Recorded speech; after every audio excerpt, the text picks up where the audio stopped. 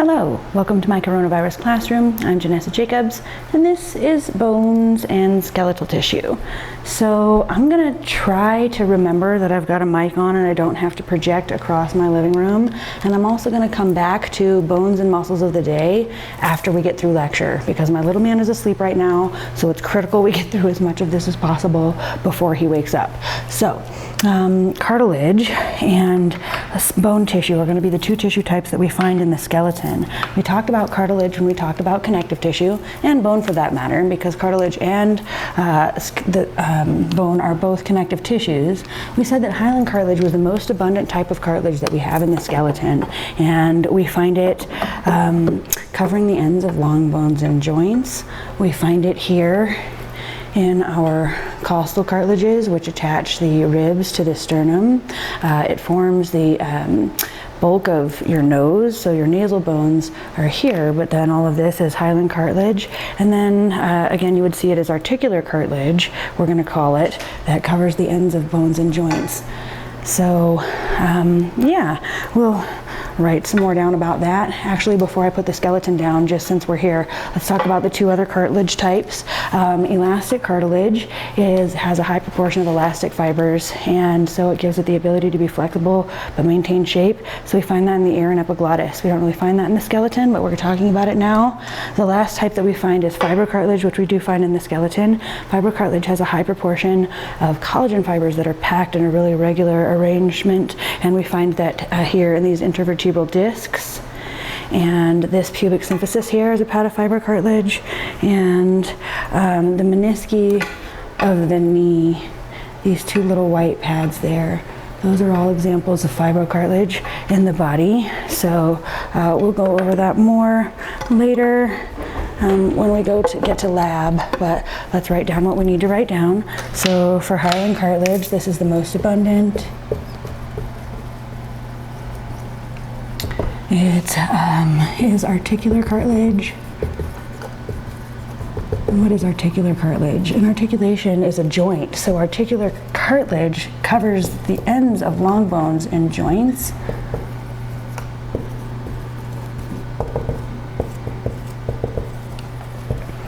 Our costal cartilages are hyaline cartilage. Hyaline cartilage is distinct, like histologically, because it is kind of amorphous, in meaning that it's like hard to differentiate anything in particular about it. The chondrocytes are entrapped in large lacuna, and they have all three fiber types throughout the extracellular matrix, but it's just kind of spread throughout in any not like really easily recognizable way. Elastic cartilage is easy to recognize because it has a high proportion of elastic fibers, and they are like really dark staining black thin fibers, so it's really easy to see. So this we find in the external ear, which we just learned about, which parts, the auricle, right, and the helix would be elastic cartilage. The lobules are mostly like subcutaneous tissue, but we're done with that. External ear, also in the epiglottis. This covers your larynx when you're swallowing, so food doesn't go in your respiratory tract. We'll talk more about that next semester. Fibrocartilage we're going to talk about now is intervertebral discs. And as the pubic symphysis. And we find them in the menisci of the knee, meniscus of our knees, or meniscus of one knee. And what we have here is, it would be hard to distinguish on this board right now because it's just like our chondrocytes are entrapped in their lacuna, but we also have a really like nice tight arrangement, but instead of being elastic proteins, it's we could say it's a high number of collagen proteins packed together in a parallel fashion. And what do collagen proteins do? They give you tensile strength. So fibrocartilage is really good for resisting compression. And if you look at the places we find it, it makes sense. So your intervertebral discs bear the weight of the compression of your vertebral column, your pubic symphysis, and then the knee is really obvious because you lock your knee joint and there's compressive force there all day. Okay. So, also, since I'm trying to get through this, I'm going to talk faster than I usually talk. And I talk faster than most people usually talk. So you can slow it down. I believe there's a setting on, and you should be able to like slow it down to 75 or 50%. And then that should help if you're having trouble following me. It's not your fault, it's mine. But we gotta get through this lecture before little man wakes up. I almost woke him up, but I got him back to sleep with mom magic. Okay, here we go. As far as cartilage growth goes, this isn't something we're gonna spend a whole lot of time talking about. Read about it in your book. You can just like read the little blurbs. Appositional growth is growth in width. And there's a membrane, the perichondrium, around chondrium cartilage, that is going to be our site of appositional growth. Interstitial growth is our growth in length. And we're really going to talk about both of these types of growth in the bone, so and in great detail. So you're going to have to be able to describe, like, or recognize in step-by-step fashion the growth of a long bone. So we'll spend more time on growth when we get to bone.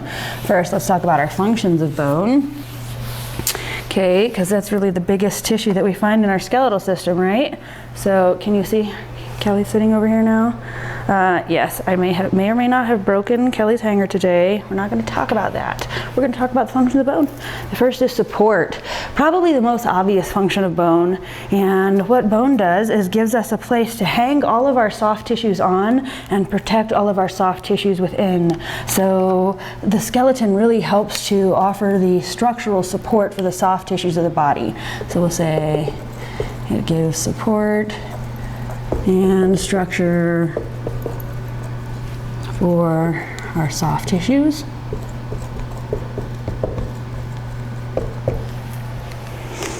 Okay, it also gives protection. What does that mean? Well, the more important an organ is, the more heavily encased in bone it is. We've talked about this kind of a little bit throughout the semester. So your brain and your spinal cord are the most important, and they're completely surrounded in bone. Your brain is surrounded by your cranium.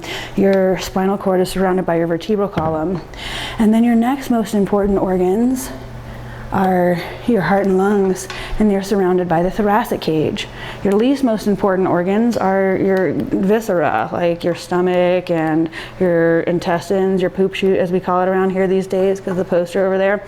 That's not so important. So it's not totally encased in bone. Reproductive organs, really important. Maybe not to you per se, but to survival of the species. So reproductive organs are also encased in bone. So that's pretty darn important, and it's a really good function for bone. It protects vital organs. So we could say, yeah, protects our vital organs. Now, skeletal muscle does a couple things with bone. It's going to help with movement by pulling on bone, but skeletal muscle also helps a little bit with protection, because all of these abdominal organs here in the front are covered by abdominal muscles. So skeletal muscle does some protection for your visceral organs. It's just not as good at protecting anything as bone is. What's that beep? Oh, it's the laundry, not my card. Okay. Movement. Next, function. So, protection. Yeah, if we're thinking about things that systems do together, our skeletal muscle protects our abdominal organs, and it helps with movement. So we could say protection of abdominal organs and movement are both kind of shared functions with our muscular system that we're going to talk about next. So protection, really, the more vital you are, like if you're super vital, you're protected by bone. Muscle can help a little bit by protecting, compressing your abdominal wall and things. Muscle's also definitely going to help with movement. It does, I would say, more for movement. That's probably not fair. We shouldn't quantify it that way, because how the skeleton is helping with movement is that your bones are acting as solid levers that your skeletal muscles can contract and pull on so that you can do locomotion. So that's another thing that these two systems are doing together. But for right now, we're just talking about bones, and we'll say that our bones act as levers. Is it levers or levers? Tomato, tomato, I don't know. I tend to say levers. Our bones act as levers for our skeletal muscles to pull on.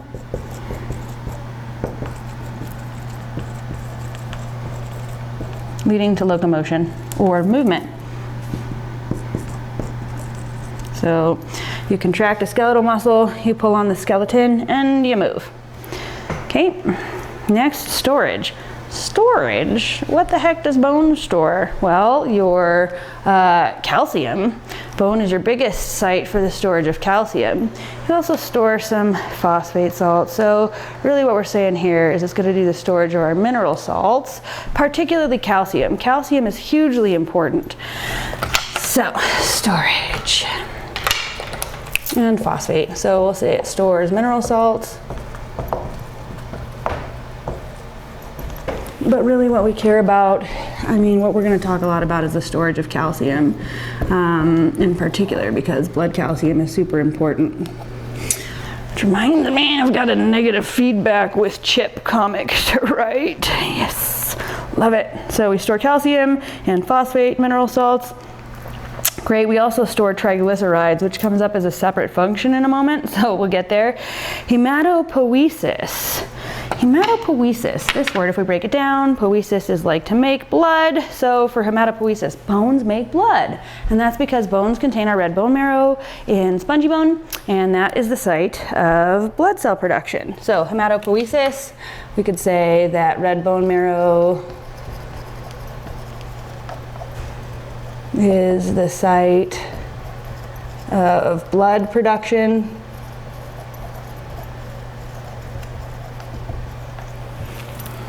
Can you even see that? You can. Awesome. I may have found the perfect angle for the camera with only a mere like 5 lectures left in both semesters. Of course it would work that way. Okay, the next thing that bone does is, I don't know, why couldn't we have just said it here with storage? I don't know, because it's happening in a different tissue. So the storage of your mineral salts is happening in osteoid, the hard extracellular matrix of your bone connective tissue. Triglyceride storage is happening in yellow marrow. So we have 2 types of bone marrow: red bone marrow that we find in spongy bone, which is going to be the site of hematopoiesis. And we have yellow bone marrow that fills what's called the medullary cavity of adult long bones. And that is primarily adipose tissue, which is what makes it yellow. And so because of that, it gives us this actual triglyceride storage. So I always learn from my students in class as much as maybe not as much as they learn from me, but I learn a lot from students in class. So I'm missing all of that interaction right now. Why am I yakking about it? Well, let's have a brain break this early. I had a student one semester say, oh, because, okay, she put it all together, adipose tissue. What does adipose do? It gives us a reserve fuel, right? Okay, so in what situation might we need to store fat in bone? Or, you know, from a biology or evolutionary perspective, why would this be the case? Because in yellow marrow, we have fat. So she had a friend who was bulimic and had anorexic, and was starving herself, and her bones hurt all the time. So my student asked, well, is that why her bones hurt all the time? Because she's burning her yellow marrow.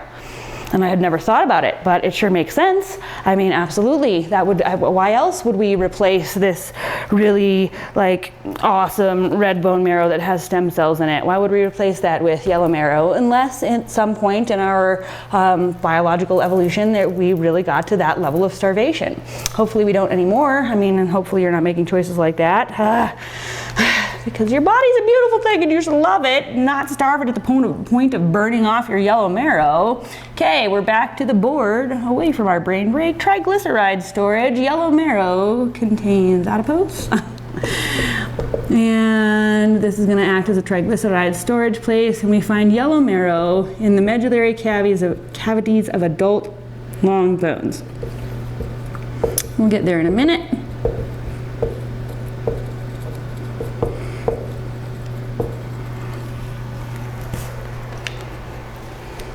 Okay, oh, I should not have written right over my next function.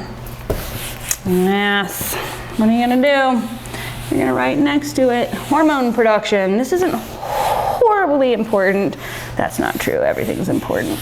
Your bones produce a hormone called osteocalcin that actually helps with insulin release and blood glucose regulation. It's super cool. Your bones and your pancreas seem to be talking to each other. What?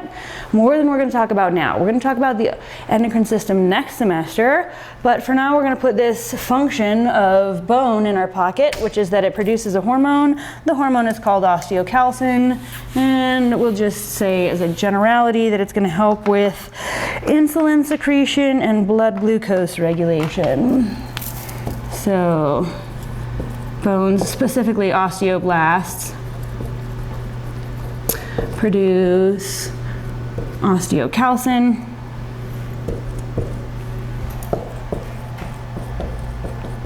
which is important for insulin secretion and blood glucose regulation that we'll talk about next semester.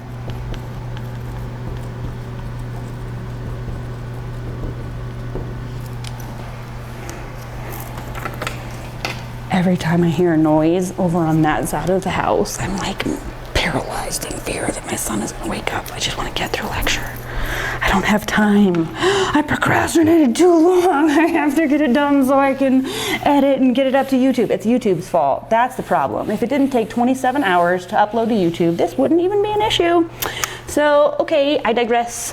When thinking of the functions of bone, which system works with bone to offer protection? A, the muscular system. B, the integumentary system. C, the nervous system. D, all of the above. E, A and B only. What? A and B only? What? I know, they're awful, but they're so good for your brain. So, what's the answer? It's just the muscular system. You say, but yeah, the integumentary system offers protection. Sure it does, and it works with the nervous system to offer that protection, like sensing a bug landing on your skin and whacking it off. I'm not talking about that. We're talking about which system is functioning with bone to do that. And the muscular system is going to attach to your bone and help to protect your abdominal organs. And also another way, actually, that the two could work together for protection is that, like, technically, like, if like somebody if a burglar walked into my house right now and was to deck him in the face, that is my skeletal muscle pulling on my skeleton to deck somebody in the face. There's going to be a whole lot of nervous system in there, sympathetic nervous system specifically, but I mean, we're not talking about that. And that's not an option. You could say, well, hey, wait a minute, you just told me nervous system would work as an answer, so why isn't it A and C only? Because that is not an option, and it is not all of the above, because the integumentary system isn't working with bone. I digress. Here we go. Classification of bones. So we have a couple ways that we're going to classify our bones. First is going to be which part of the skeleton do we find it in, and then what is the shape of the bone. So our axial skeleton is comprised of all of the bones that we find on the long axis of the body. So your skull, your vertebral column, and your thoracic cage. All of those are your thoracic skeleton. And then your appendicular skeleton is going to be your appendages. And, there's one down here too. Okay, so yes, appendages and the girdles that attach them to the axial skeleton. Okay, So there are 206 bones in the human body, and you're going to memorize them all for all intents and purposes. Not all exactly by name, but you have to be aware of every single bone in the body. It's great. Axial skeleton, what do we have here? We've got our skull, which has two parts, our cranial bones and our facial bones. And then our vertebral column, which we already met as bones of the day, and our thoracic cage, which we already met as bones of the day. The only thing I don't know if we will have met as bones of the day is the skull. It was supposed to be our bone of the day today, but I don't know. We'll see. Little man might have to help me record that later. Appendicular skeleton, we've already met as all of our bones of the day already. Those were the ones we started with. So this would be our upper limb, which is attached to the axial skeleton by what? The pectoral girdle. That's a great fill in the blank type question right there. Blank attaches the upper limb to the axial skeleton, or even better, blank attaches the upper limb to the blank skeleton. The pectoral girdle attaches the upper limb to the axial skeleton. Okay, so this attaches the upper limb to the axial skeleton. So that's some of the bones in the appendicular skeleton, the pectoral girdle, and the upper limb, which had our humerus, our radius, our ulna, our carpals, metacarpals, and phalanges. Bam! Look, you already know that stuff. And then the blank attaches the lower limb to the blank skeleton. The pelvic girdle attaches the lower limb to the axial skeleton. So the other bones of the appendicular skeleton are the pelvic girdle and the bones of the lower limb. All right, which is the what? The femur, tibia, fibula, the tarsals, metatarsals, and phalanges. You got this, people, you got this. I hope that you love bones and muscles of the day by the end of all this nonsense. Because imagine having to have memorized all 206, like all at once, a long time ago, before you knew how cool your whole body was with your nervous system and stuff. It would have been a nightmare, just trust me. Smile and nod, smile and nod. The other way that we classify bones is based on their shape. And when I say based on their shape, I'm talking about the shape of that bone relative to itself. No, relative to other bones. What do I mean? Well, we have long bones that seem quite short, but they're long bones because they're long bones. What are you talking about, lady? You just said all the exact same words. Please use some new ones. Okay, long bones are taller than they are wide.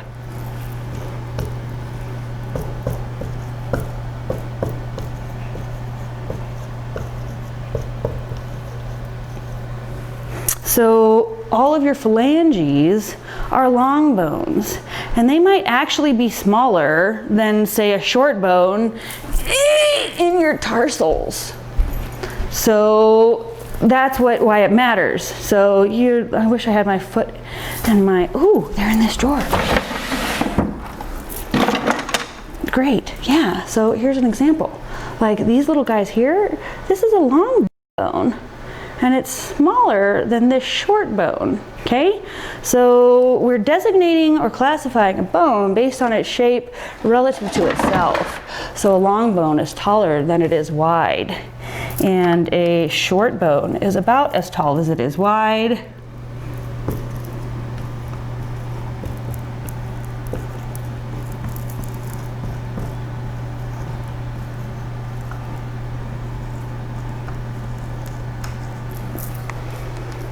Flat bones are flat.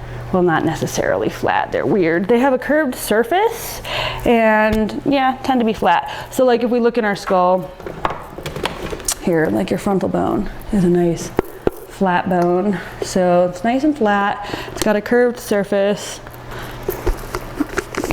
So yeah, flat bone, come on, open up.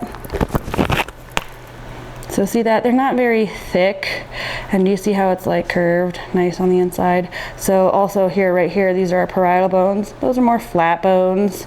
So they tend to be darn flat. And look at how thin they are. Got a lot of spongy bone in there. So we're gonna talk more about that in a little bit. Flat bones. A curved surface and are flat.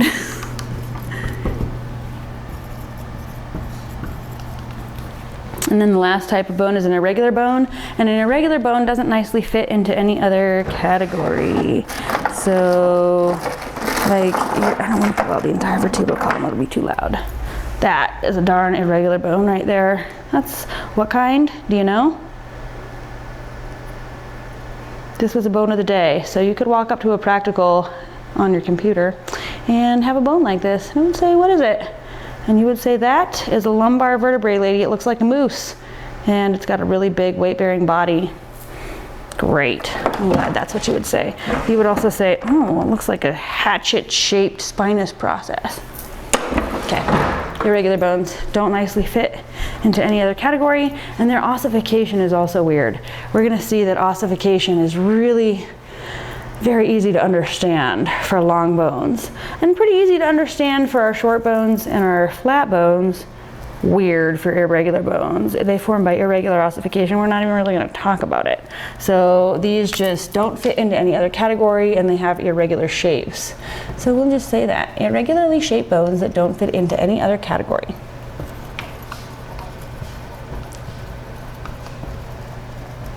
There's nothing wrong with being irregular.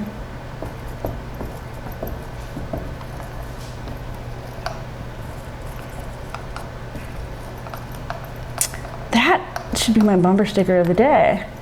It's not a category, it's a category, and that's the bumper sticker. There's nothing wrong with being irregular. Okay, it's a t-shirt, lady. Bone structure. Gross. Gross anatomy. Anything that we can see at the gross anatomical level, we can view with our eyeballs. So how is it possible that I can view compact bone and spongy bone with my eyeballs if these are bone tissues? And to show us how it's possible, over here we have a real bone and a fake bone. Everything you see with your eyeballs when you're looking at a skeleton or a model of the skeleton is compact bone. Compact bone is superficial to deep bone. It sure is. Compact bone is superficial to the deep bone, which is spongy. And not even all of the deep bone is spongy. So in here we don't have a ton of spongy bone, but in here we do. This is the epiphysis, the ends of our long bones. And in a model, you should only be looking at compact bone, right? Because it's not like disintegrating away over time. In a real bone, you can see both. So out here, I have compact bone, but in here, in what's called my epiphysis, come on, focus, that's spongy bone. So spongy bone is covered by compact bone, and what it does is it allows for the bone to be lighter in weight without compromising any of the strength. So I can like cover all of these ends of bone and cover most of the bone with compact bone so that it's very strong.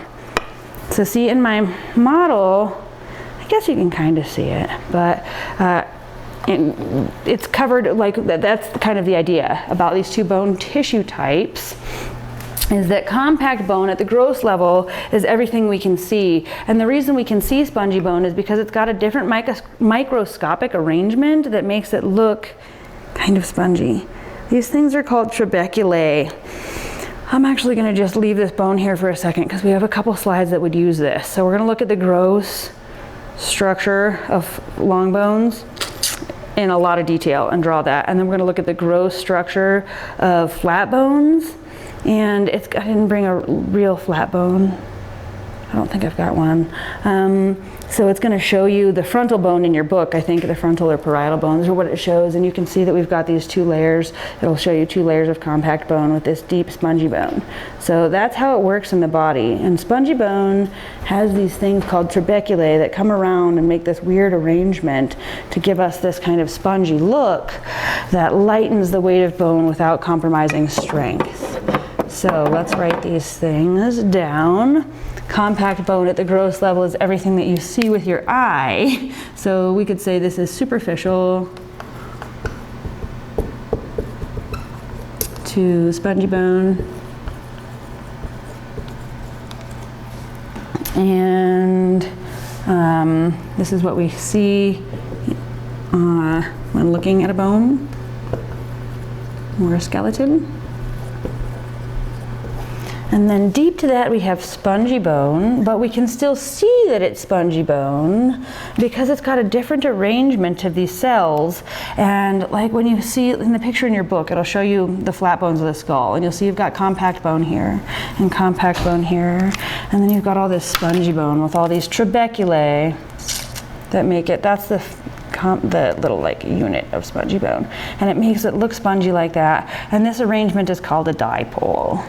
And so spongy bone, we could say, is deep to compact bone, and it lightens the weight of the bone without compromising our strength.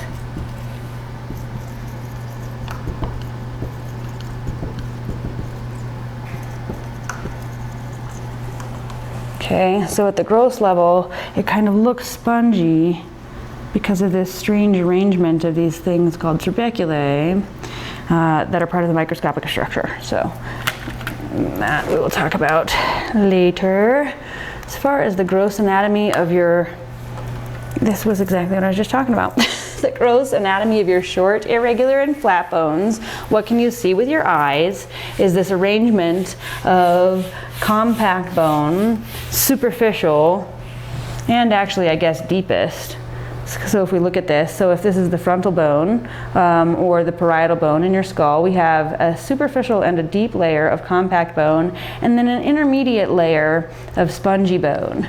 So all of our short, irregular, and flat bones are going to look like that at the gross anatomical level. So we could say that we've got compact bone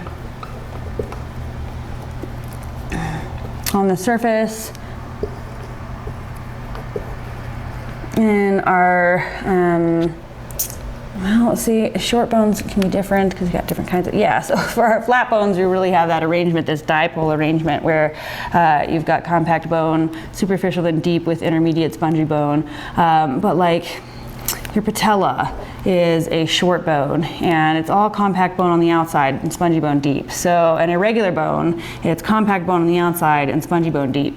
So without another deeper layer like you would have in a flat bone. So basically we have compact bone on the surface with spongy bone found within it. And in that spongy bone, we have our red bone marrow, which I'm going to forever abbreviate as RBM, red bone marrow, which is our site of hematopoiesis, that function of producing blood that we talked about a moment ago. So gross anatomy of flat bones is going to be really simple. Little man just woke up. So, all right. Let's have a quick question. In what tissue does hematopoiesis occur? Specifically, in what tissue does the process of bone production, in what tissue does the process of blood cell production occur? It's in red bone marrow. The location of red bone marrow is spongy bone, but red bone marrow is making the blood, spongy bone is not. Okay, we're gonna pause.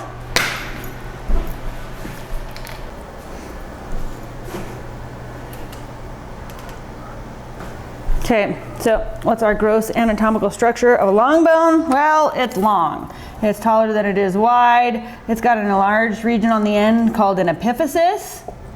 And so you have two ends of your long bones. One is an epiphysis, the other is an epiphysis. The two are epiphyses, which has an ES on the end.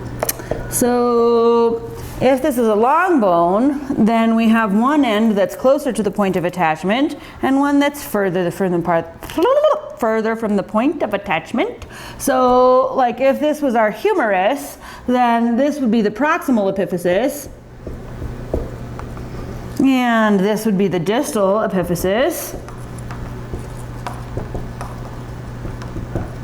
And they would both be covered in articular cartilage, which is what kind of cartilage? Hyaline.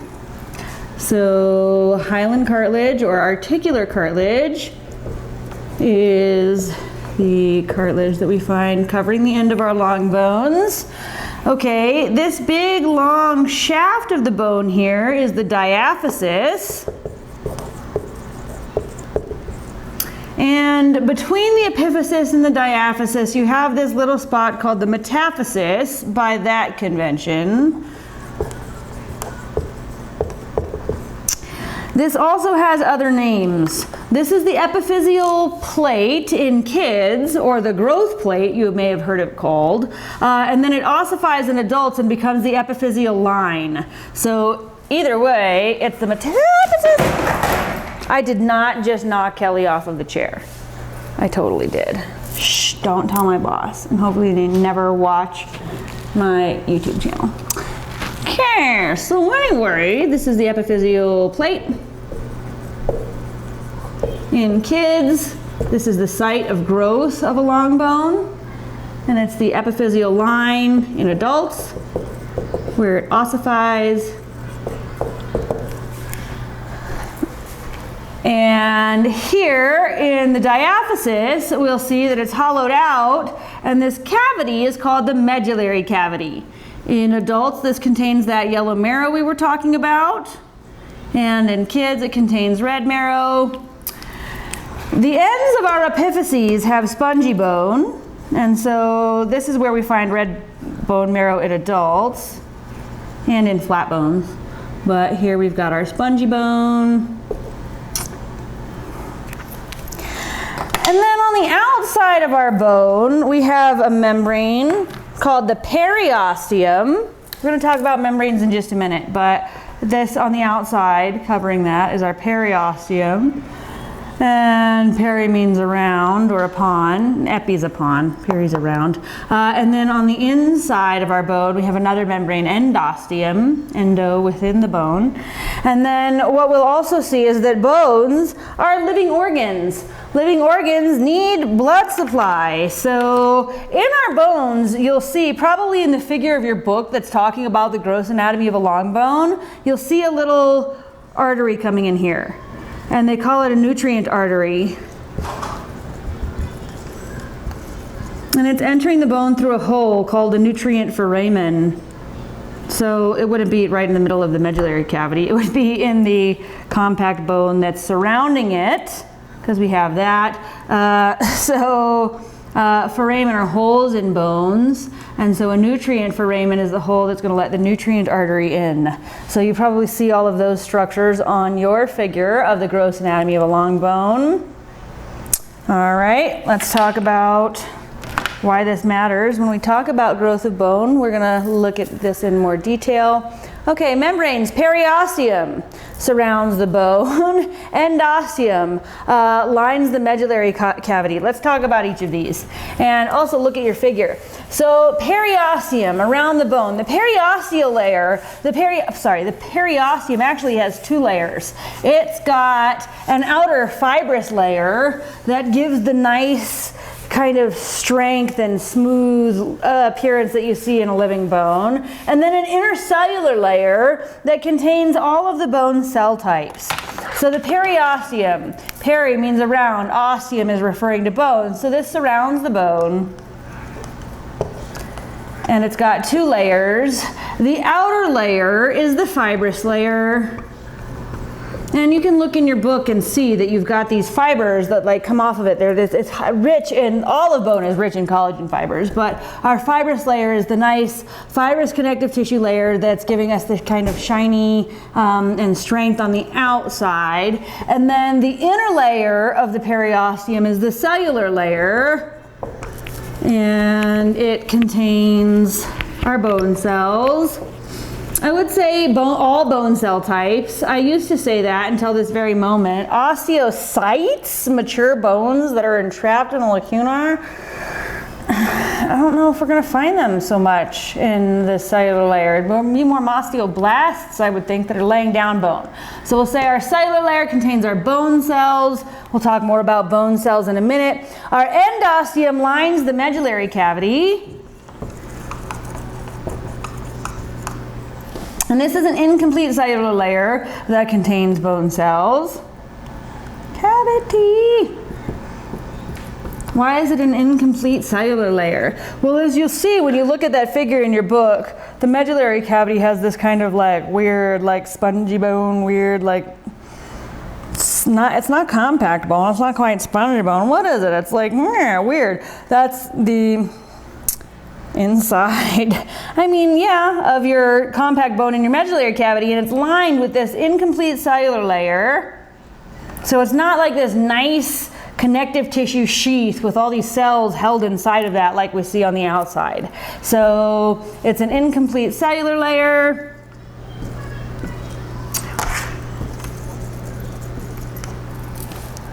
And it contains our bone cells.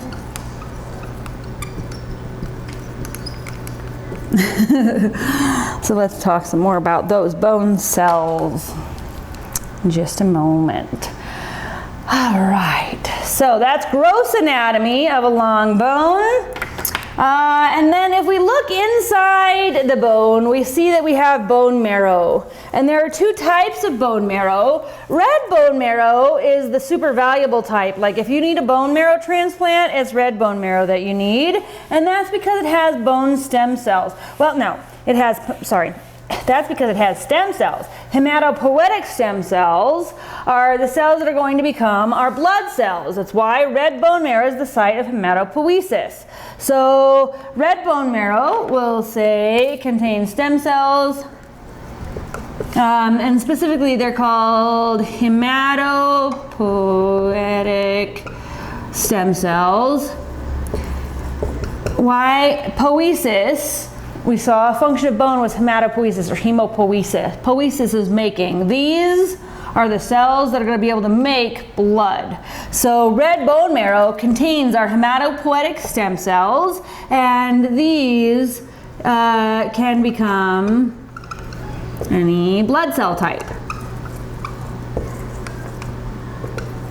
Okay, blood is a connective tissue. Bone is a connective tissue. So they're both arising from mesenchymal embryonic cells, but then once we get down our connective tissue pathway through that cell, we're going to start differentiating. If I become a hematopoietic stem cell, then I'm going to become a blood cell, or osteoclasts are related to they're more closely related to macrophages, which are blood cells, than they are bone cells. So we'll talk about that in a minute. And then if I'm a bone cell, I'm going to start as that mesenchymal cell, and I'm going to become an osteoprogenitor cell that's going to be able to go down different differentiating pathways to become our various bone cell types. So red bone marrow is super valuable because it's got these stem cells that are going to be able to become any blood cell type, and then our periosteum and our endosteum that has the osteoprogenitor cells are really valuable because they've got stem cells that can become any bone cell type. So we'll talk more about that in a minute. Yellow marrow, we already kind of briefly mentioned. This is found in adult medullary cavities. Where are the medullary cavities? Inside the shaft of a long bone, right? And this contains our triglycerides, or it contains adipose. It's not quite adipose. It's more like triglycerides. Adipose, but it's not like your subcutaneous layer. So I wish we could go to the cadaver because I like to poke my finger in the femur and feel the fatty yellow marrow. Different semester. Okay. Marrow. Yellow marrow contains our hematopoietic stem cells that can become any blood cell type. Our yellow marrow we find in adult medullary cavities, and this contains our triglycerides. What are triglycerides? They're fats. What are fats good for? Energy storage. Okay? Cool. Oh man, this is hard to do without not plagiarism, Copyright infringement without figures. Looking at all of the different types of bone markings is something that you're gonna have to do in lab with your assistant. I know she's got a lot of attitude, but I think it's less than mine. Projections are things that stick off of bones. And when something sticks off of a bone, we're gonna attach something to it. So look at all of those. Depressions are dips or grooves in bones. Openings are holes or canals through bones. Look at the chart in your book, and you need to know the specific ones listed in the lab manual. Okay, as far as microscopic anatomy goes, bone structure has kind of 3 layers. The gross anatomy we can see with our eyes, the microscopic anatomy we can see with a microscope, and then the chemical level that makes up the microscopic level. So let's quickly go through this, like super quickly, because we got to get to Sunday dinner. This guy's like coming up, like Fraggles are no longer any good, so we got this. Osteogenic cells are also sometimes called osteoprogenitor cells. That's actually probably what your book calls it. Osteoprogenitor cells. And these are the bone stem cells. So they started from the mesenchymal stem cell, and then that cell, which connects all of our connective tissues together, differentiates down the bone line and becomes an osteogenic cell or an osteoprogenitor cell. So these cells are the stem cells of bone tissue. So these are bone stem cells.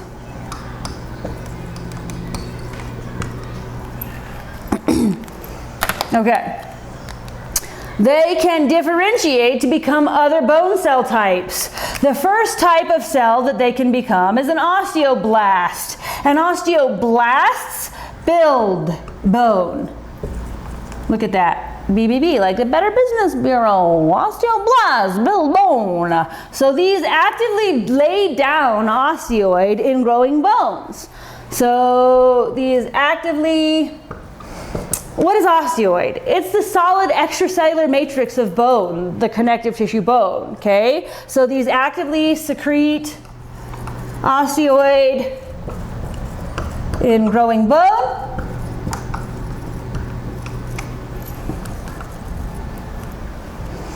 Okay? And then once that bone is done growing, and I totally surround myself in solid osteoid, I get entrapped in this space called a lacuna.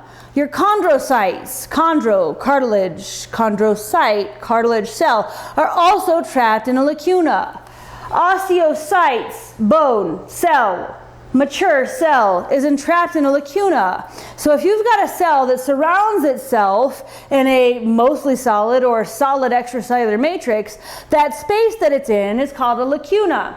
And my osteocytes, we would say, are the mature bone cells that reside in a lacuna and maintain bone matrix or osteoid, as opposed to actively lay it down. So my osteocytes, we would say these are my mature bone cells. Can you see that color? I think so. Mature bone cells that maintain osteoid, and they're surrounded in a lacuna. So I'll say mature bone cells within a lacuna, or lacunae, that maintain our osteoid, which is bone extracellular matrix. Okay? Then we have bone lining cells. So this is the second type of cell that an osteoprogenitor cell can become. Wait a minute, this is the third cell after osteoprogenitor cell. Yeah, an osteogenic cell cannot directly become an osteocyte. An osteogenic cell can become an osteoblast that totally surrounds itself in osteoid and gets entrapped in a lacuna to become an osteocyte. So this can come from this, but it cannot come from this. This can come from this, and this can come from this. A bone lining cell, it's like it sounds. They're found in the membranes of our bone, and they support our other bone cells. So we'll say they're in the membranes and offer support.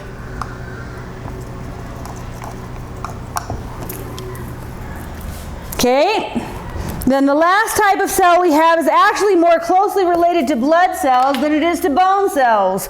So when we start back there at our connective tissue mumbo jumbo stem cell, and some of us are becoming fluid blood, and some of us are becoming semi-solid cartilage, and some of us are becoming totally solid bone, and some of us are becoming areolar connective tissue. Oh my gosh, such a mess. In all that mess, some of these bone cells, osteoclasts, arise from the cells that are similar to macrophages, our big eaters. And osteoclasts eat bone. They break down bone matrix so that if we need to access that calcium reserve, say to increase blood calcium, these cells can break down bone matrix so that we can release it to the blood. Also, if a bone is improperly forming, it's osteoclasts who will come in and make sure that the bone forms properly by eating off the part that isn't forming right, and then our osteoblasts can lay down more. So these two cell types oppose each other. Osteoblasts actively secrete osteoid, osteoclasts actively break down osteoid, but it's kind of the activity of both of these, well, really all of these bone cell types throughout your whole life that allows for blood calcium homeostasis to kind of continually be regulated. So for osteoclasts, we'll say these are more closely related to macrophages, and these are the cells that, they clash, they break down bone. So osteoblasts build bone, osteoclasts clash, break down bone. So these are, we'll say they're more closely related to macrophages, which are big eaters. And what about them? They break down osteoid, which by a process called bone resorption. We'll talk more about that in a moment. All right, those are our cells.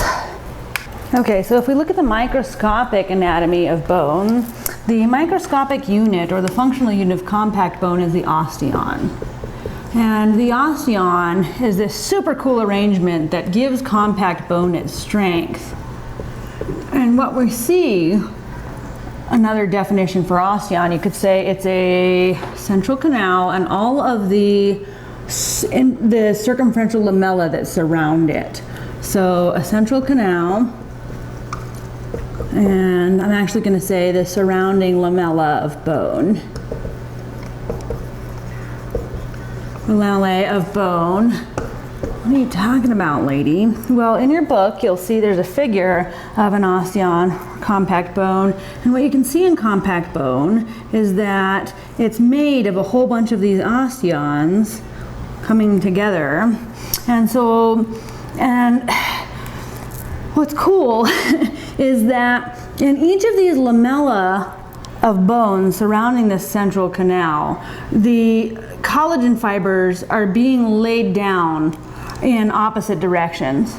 So that in each of these lamella, which is a layer of bone surrounding the central canal, your collagen fibers are running in opposite directions, which gives bone incredible tensile strength and makes it the strongest tissue in your body. Is it stronger than dense regular connective tissue? In its own way, I would say yes. So yeah, it's the strongest, it's super strong. So in our osteons, what we have is you've got this central canal that has the blood vessels and the nerves and lymphatics that are serving the bone. And then you have one layer of bone laid down where the collagen fibers are running like this. That first layer is a lamella, and it forms this circle, right? And then in the next layer, our collagen fibers would be laid down like this. So this would be another lamella, and this would be our second layer. And then in the next layer, our collagen fibers would be laid down like this, and this would be our next lamella. So all of those things form an osteon. And so an osteon is the central canal and the surrounding lamella of bone, and this is what gives bone its strength. So if I were to ask you, what is the functional unit of compact bone, you would say it is the osteon, because the function of bone is to have strength, and it's the osteon that is giving bone strength, okay? Spongy bone, we find deep or intermediate to compact bone. And as we said before, what spongy bone is doing is it's lightening the weight of the bone without compromising strength. Why are we not compromising strength? Because compact bone is surrounding and protecting our spongy bone. So this lightens the bone without compromising strength.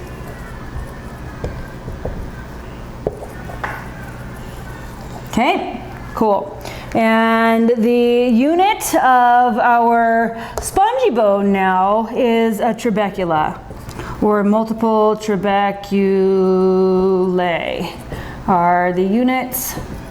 And so what we see here, because if you look, the other thing that we can see is that in our compact bone, you have these little dark spots. And in there, that's a lacuna.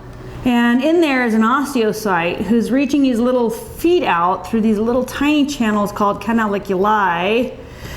And what's happening, because they're living cells out here in this most exterior lamella. So how does it get its blood supply and nutrients and oxygen? How does it get rid of its waste? Well, these osteocytes entrapped in their lacuna here grab everything we need out of bone, and they pass it to this guy in a lacuna there, and he passes it to this guy who in a lacuna there. Everything he doesn't need, he passes to this guy in his lacuna, he passes this guy in his lacuna, he passes back to the blood. So this is like this really cool, elaborate, like interconnectedness between our cells and our osteons. In our spongy bone, we still have osteoblasts that are going to be laying down osteoid, and they're still going to be entrapping themselves in a lacuna, but they're not organized around a central canal. So this would be one osteoblast, and as soon as it's done surrounding itself in bone matrix and gets entrapped in a lacuna, it's an osteocyte, and it's formed a trabecula. So now I get this guy, and he's going to lay down osteoid here and join up with that guy. And this guy's going to lay down osteoid here and join up with that guy. And now I get these units of spongy bone, the trabeculae.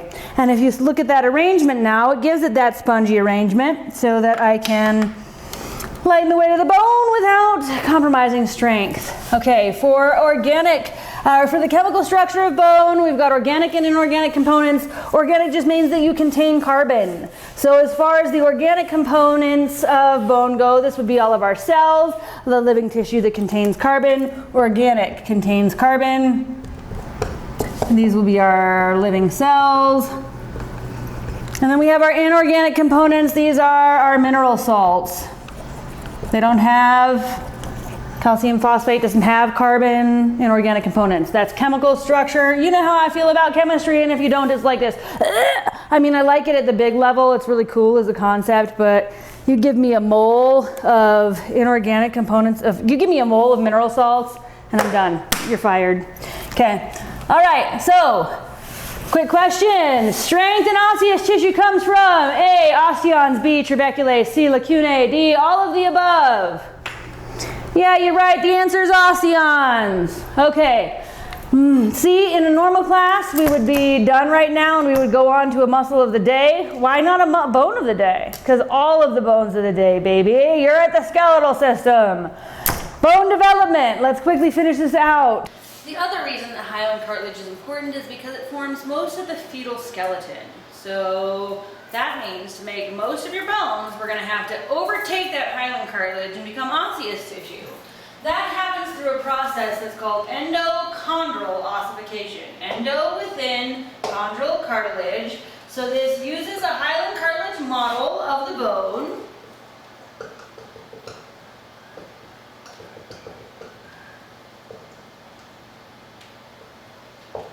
And it's pretty easy to distinguish what's happening in each phase of endochondral ossification. Intramembranous ossification is also pretty easy to understand. Irregular ossification for things like your vertebrae, not easy to understand, so we're not even really going to go over that. If I was going to test you on bone development, most likely I would test you on endochondral ossification because this is the process by which most of the bones of your skeleton form. And what happens first is we'll have this hyaline cartilage model of the bone formed, and a bone color is going to develop around it. So cartilage and bone are related, right? They're both coming from the same embryonic tissue, mesenchymal tissue. So for our first step here, we could say that the bone collar is going to form around the model of the bone, or around the cartilage model of the bone.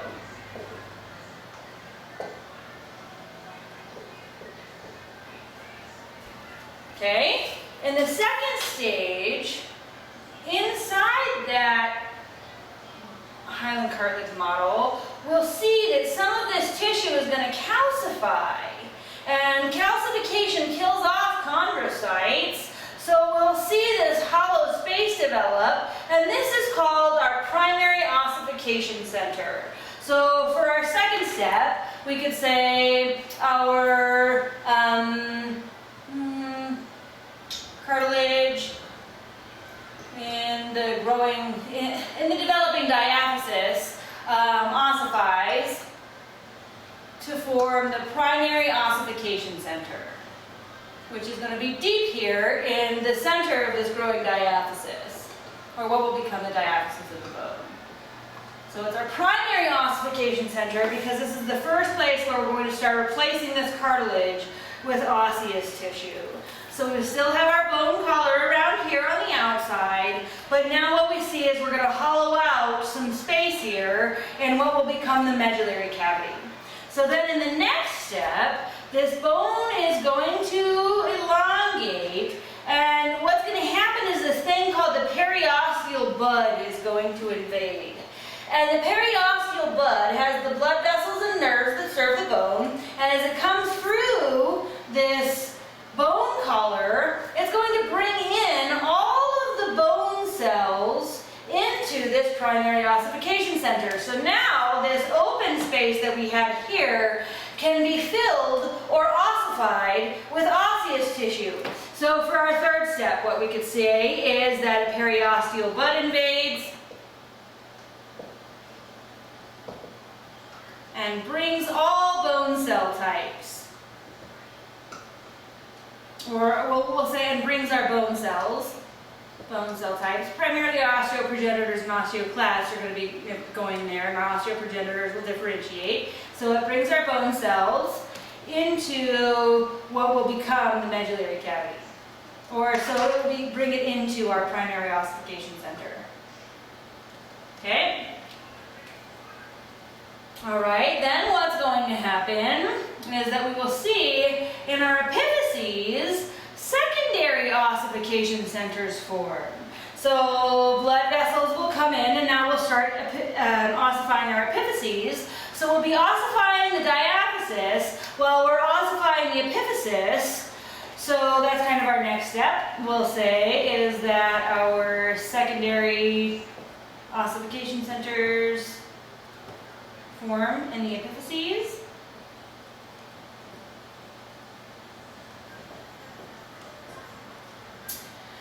So now our epiphyses are going to ossify, our diaphysis has been ossifying, and the only cartilage that is going to remain throughout development is what we find here at the metaphysis, or at our epiphyseal plate. So what we can say for our last step is that our epiphyses ossify, and the only cartilage remaining is here at the epiphyseal plate and as articular cartilage. All of what started as a hyaline cartilage model, everything else has been ossified in these ossification centers.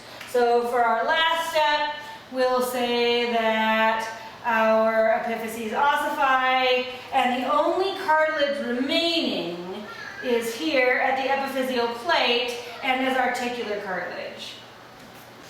Okay, so for our last step, we could say the epiphyses ossify,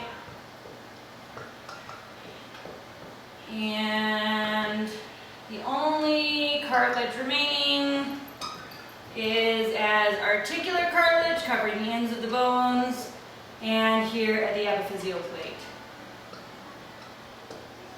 Okay?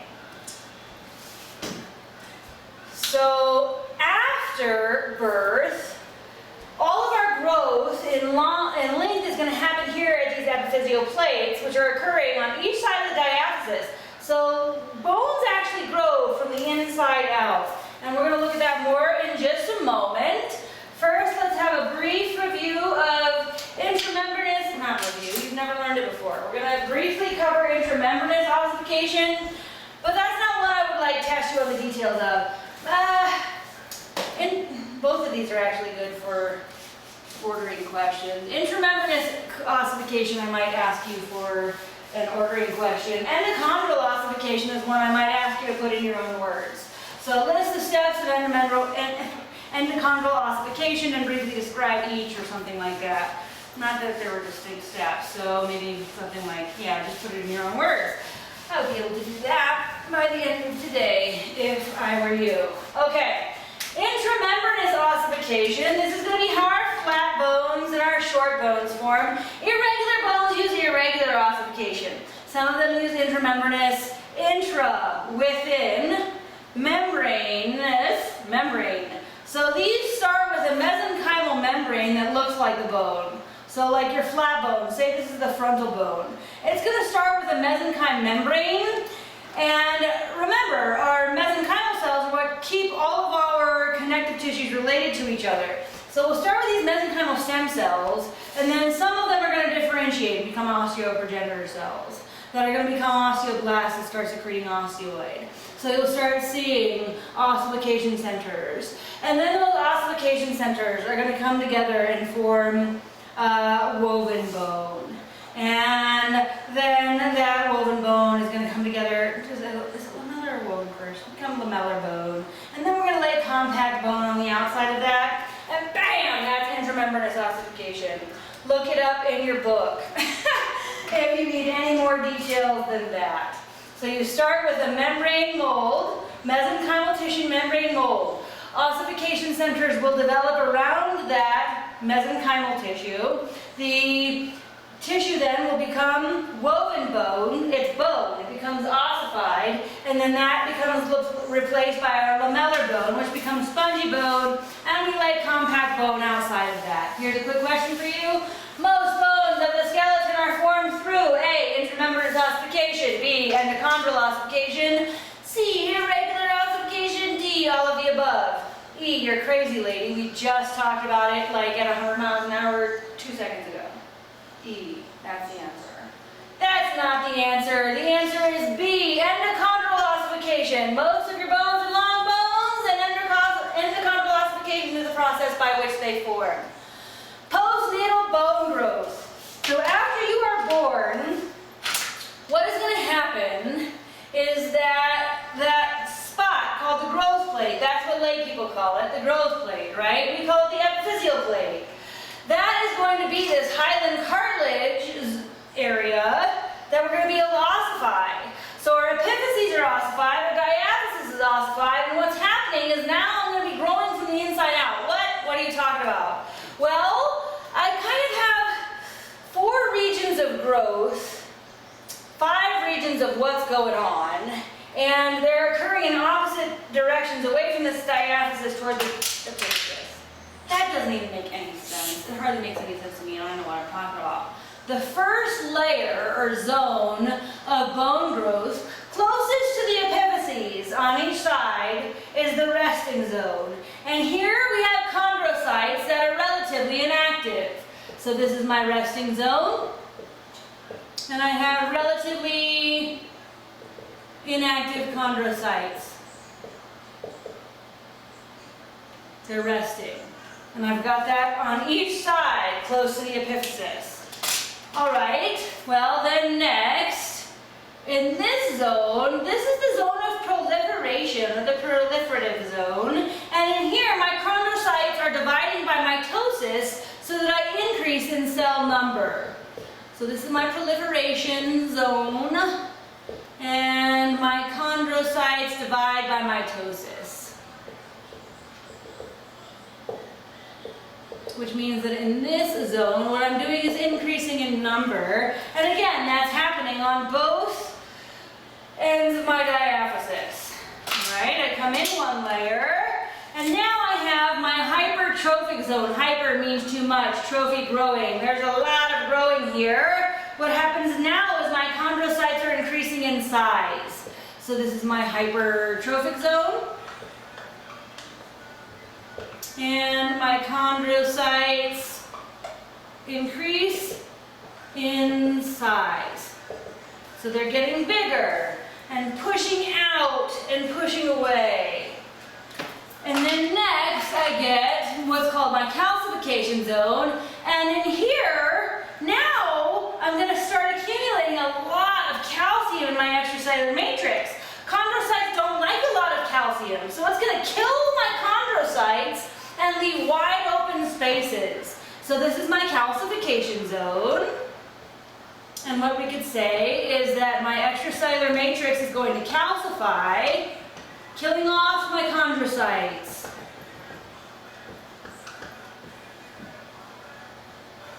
When I kill off my chondrocytes, I leave big open spaces. What can I do with those open spaces? I can ossify them. I can turn it into bone. So that's what's going to happen in my last zone. This is my zone of ossification, or my ossification zone. And what we could say is that bone cells are going to fill those open spaces and replace this with osseous tissue, and now I'm going to grow from the inside out. It's amazing. Okay, in my ossification zone, my bone cells fill the spaces with osseous tissue. It's great.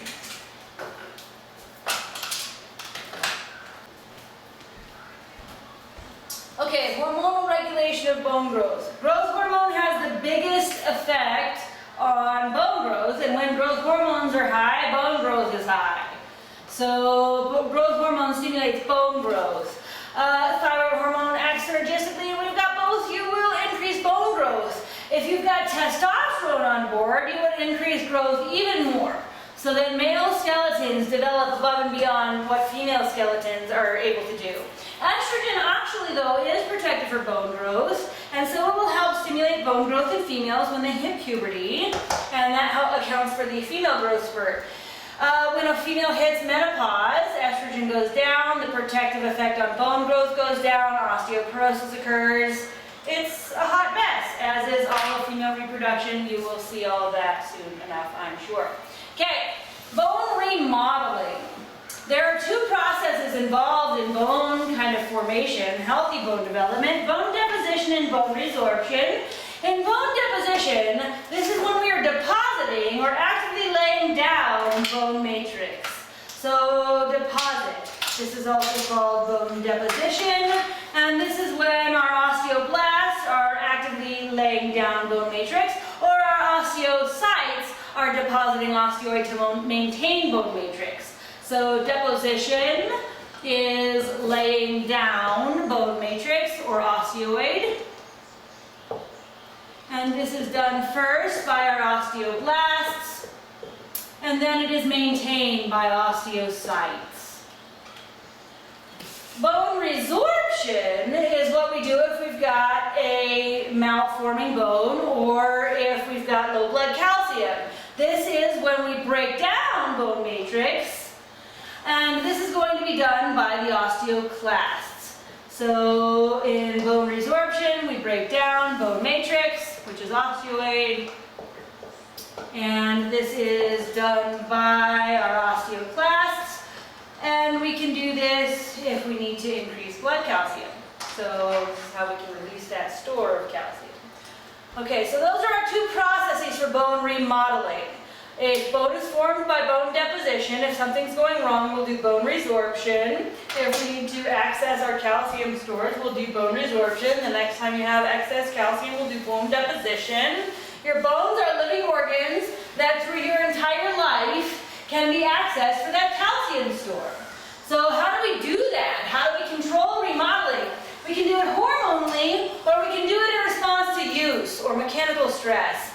Our hormonal controls are going to be able to act when blood calcium goes high or low, and so I'm going to teach you a poem for when blood calcium goes high, which hardly ever happens in adults, but it's the only way we can get a poem.